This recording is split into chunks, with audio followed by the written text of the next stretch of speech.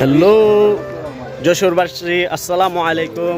আমরা চলে এসেছি আজ যশোর শহরে, ঘুরবো ফিরবো, দেখাবো আপনাদেরকে।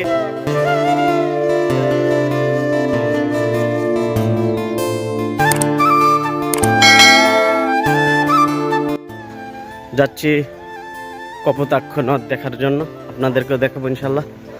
তো কুমিল্লা থেকে আমরা স্লিপিং বাস, যে দেখেন বাসের সিটগুলো মাশাআল্লাহ, নিচে বাস, উপরে হচ্ছে ঘুমানোর জন্য জায়গা।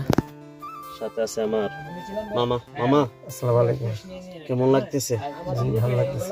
এখন রাত্র বাজে প্রায় একটার কাছাকাছি। 1টার কাছাকাছি, তাই না? হ্যাঁ। আমরা এখন যাইতেছি। আমরা এখানে গিয়ে বসবো মনে হয় সকাল 9টা 10টা 9টা 10টা 10টা 11টা। হ্যাঁ, এরকমই হইতে পারে। হ্যাঁ। এই যে আব্বু আছে, সাথে আমাদের সহপাঠী আরেকজন, এই যে আমার কাকা। কাকা কেমন লাগতেছে? খুব ভালো লাগতেছে। খুব ভালো লাগতেছে, তাই না? স্লিপিং বাস, এই যে একে একে সবাই উঠতেছে। আমরা সবাই আছি এখানে, দেখেন কাকা, এই যে আমার মামা, ওনার বিয়েতে যাচ্ছি। আমার নানা ভাই, এইদিকে তাকান, এই যে আমার নানা ভাই। আমার নানা ভাইয়ের জন্য সবাই দোয়া করবেন।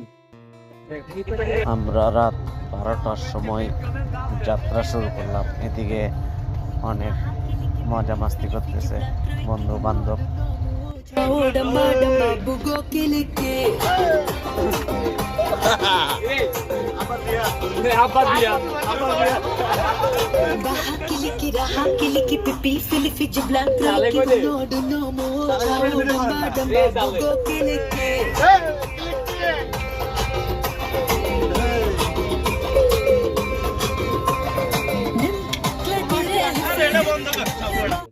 মামা, ঘুমটা কেমন হয়েছে?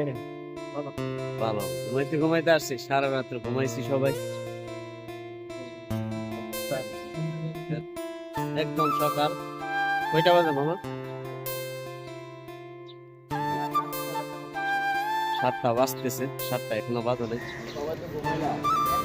যশোর শহর চলে আসলাম।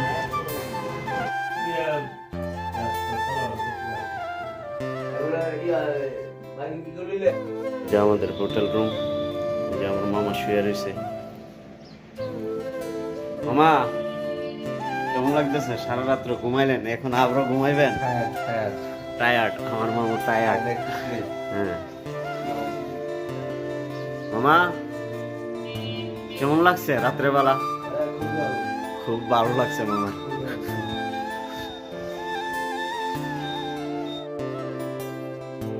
আজকে ঘুরে ঘুরে যশোরের মাঠ ঘাট, নদী নালা এবং ঐতিহ্যবাহী স্থানগুলো ঘুরে ঘুরে দেখানোর চেষ্টা করবো ইনশাল্লাহ। বাংলাদেশের দক্ষিণ পশ্চিমাঞ্চলে অবস্থিত এক ঐতিহাসিক জনপদ যশোর জেলা। প্রাচীন সভ্যতা, রাজা জমিদার, সংগ্রাম আর সংস্কৃতির ধারক এই জেলা আজও তার ঐতিহ্য বুকে ধরে রেখেছে। যশোর জেলার আয়তন ও অবস্থান। যশোর জেলার মোট আয়তন প্রায় 2578 বর্গ কিলোমিটার। উত্তরে ঝিনাইদহ ও মাগুরা, দক্ষিণে খুলনা ও সাতক্ষীরা, পূর্বে নড়াইল এবং পশ্চিমে ভারতের পশ্চিমবঙ্গ। এই সীমান্ত ঘেঁষে গড়ে উঠেছে যশোর। ইতিহাসের পাতায় যশোর। যশোর নামটির উৎপত্তি নিয়ে নানা মত আছে। অনেকে বলেন প্রাচীন যশোহরী বা যশোহরী রাজ্য থেকেই যশোর নামের উৎপত্তি। ইতিহাস বলে একসময় যশোর ছিল শক্তিশালী রাজ্য ও প্রশাসনিক কেন্দ্র। রাজা প্রতাপাদিত্য। যশোরের ইতিহাসে সবচেয়ে উজ্জ্বল নাম রাজা প্রতাপাদিত্য। তিনি ছিলেন 12 ভূঁইয়াদের একজন। তার রাজধানী ছিল যশোর অঞ্চলে। মুঘলদের সঙ্গে তার যুদ্ধ ইতিহাসে আজও স্মরণীয়। ঐতিহ্য ও স্থাপনা। যশোর জেলায় রয়েছে অসংখ্য ঐতিহাসিক নিদর্শন। ঝিকরগাছার 12 আউলিয়ার মাজার, শহীদ মশিউর রহমানের স্মৃতিস্তম্ভ, মাইকেল মধুসূদন দত্তের জন্মভিটা সাগরদাড়ি বাংলা সাহিত্যের এক উজ্জ্বল নক্ষত্রের স্মৃতি বহন করে। গড়খালি, কেশবপুর ও মনিরামপুরের প্রাচীন স্থাপনা, সংস্কৃতি ও ঐতিহ্য। যশোরের মানুষ সহজ সরল ও অতিথিপরায়ণ। এখানকার গ্রামীণ জীবন, লোকসঙ্গীত, পালাগান, কবিগান আজও সংস্কৃতিকে বাঁচিয়ে রেখেছে। যশোরের খাবারও আলাদা পরিচিত, খেজুরের গুড়, পিঠাপুলি, শীতের ভাপা ও চিতই পিঠা।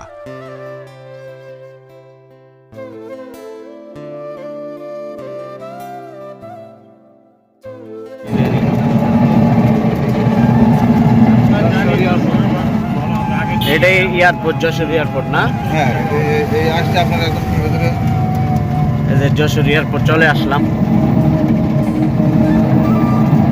এখানে কি ঢোকা যাইব? হ্যাঁ, ওর ভেতরে আপনার আপনারা কোথায়? হ্যাঁ, কোথায় আপনারা?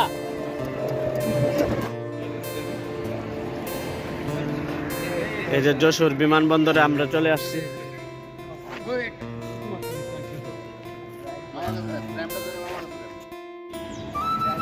এটা হচ্ছে যশোর বিমানবন্দর জামে মসজিদ। দেখেন কত সুন্দর। এ হচ্ছে যশোর বিমানবন্দর।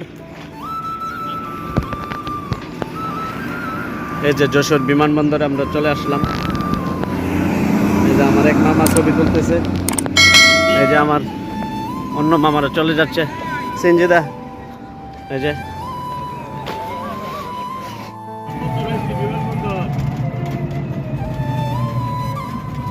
যশোর বিমানবন্দর।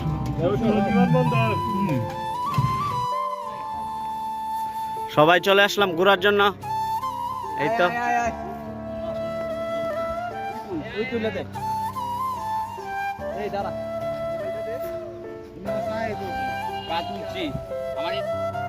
মাইকেল মধুসূদন দত্তর যেই নদীকে নিয়ে উনি কবিতা লিখেছিলেন, কপোতাক্ষ নদ, সেই ঐতিহ্যবাহী নদী আমরা দেখতে যাচ্ছি।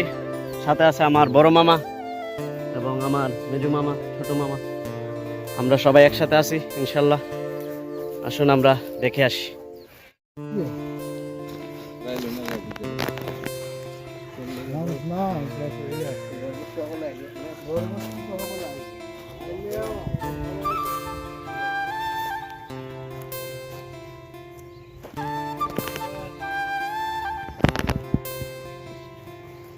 মাশাআল্লাহ, এই সেই কপোতাক্ষ নদ,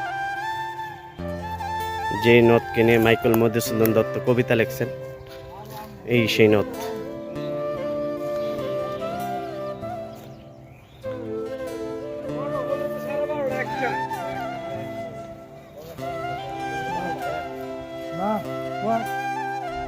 এখন যাচ্ছি আমরা যশোর পৌরসভা পার্কে, আপনাদেরকেও দেখানোর চেষ্টা করব।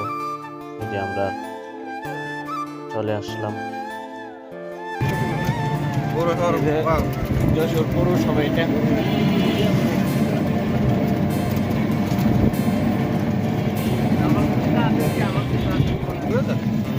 স্টেডিয়ামের মাঠ যশোর।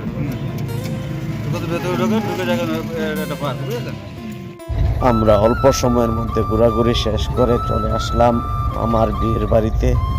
ইনশাল্লাহ আমরা দ্বিতীয় পর্বে আপনাদেরকে বিয়ের সম্পূর্ণ অনুষ্ঠান দেখানোর চেষ্টা করব।